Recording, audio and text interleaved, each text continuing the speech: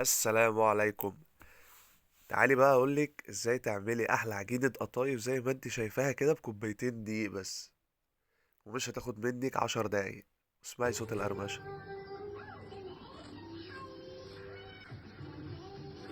طعمها خطير جدا وريحة القطايف في حتة تانية. يلا بينا نقول بسم الله وندخل على الطريقة. الاول عندنا هنعمل الشربات. هنجيب حلة وهنحط فيها كوبايتين من السكر وكوباية من المية وهنرفعهم على النار. واول لما السيرب بتاعنا يغلي كده هنديله عصرة ليمون وهنسيبه يبرد. بعد كده هتجيب الخلاط بتاعك علشان نحضر العجينة. هننزل بكوبايتين من المية الدافية ومعلقتين من سميد البسبوسة، ونفس الكوبايتين اللي نزلنا بيهم بالمية هما اللي هننزل بيهم بكوبايتين من الدقيق.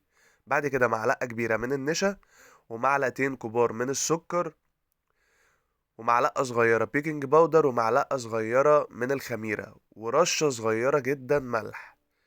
ودي يا باشا كل ده ضربة في الخلاط. اول لما يدوب معانا بقى المصفى الجميله بتاعتك، ولازم نصفي العجينه دي ونسيبها ترتاح. واي حاجه عندك بقى ينفع تنزلي بيها بالعجينه.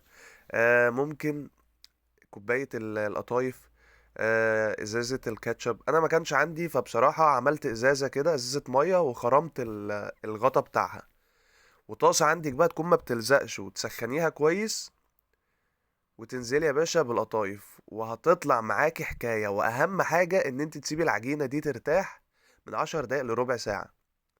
بص يا باشا، كوبايتين دقيق وكوبايتين مية دافية عملنا في حدود 40 واحدة، ناعمة وريحتها خطيرة.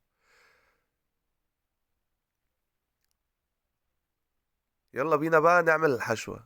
هنجيب شوية سوداني وهنفرمهم، وبعد كده زبيب، وبعد كده جوز هند، وبعد كده معلقتين من السكر.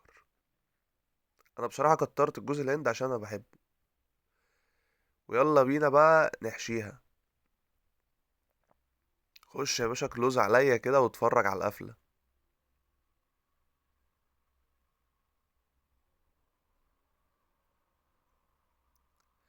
بعد كده بقى هنجيب الكمية اللي احنا عملناها وطاسة فيها زيت،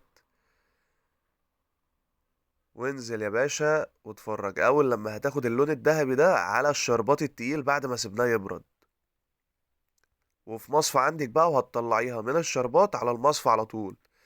ودي بقى، وهنا كنا احنا دلعنا شوية وعملنا شوية قطايف كده ودن قطة وحشيناها كريمة. والديكور ده بقى بتاعك انتي.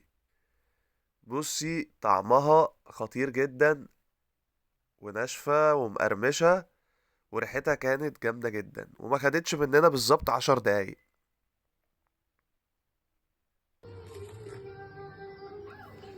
جربوها وان شاء الله تعجبكم، وما تنسوش تقولولي رأيكم. خطيرة كل والله سنة وانتم العظيم. طيبين وشكرا.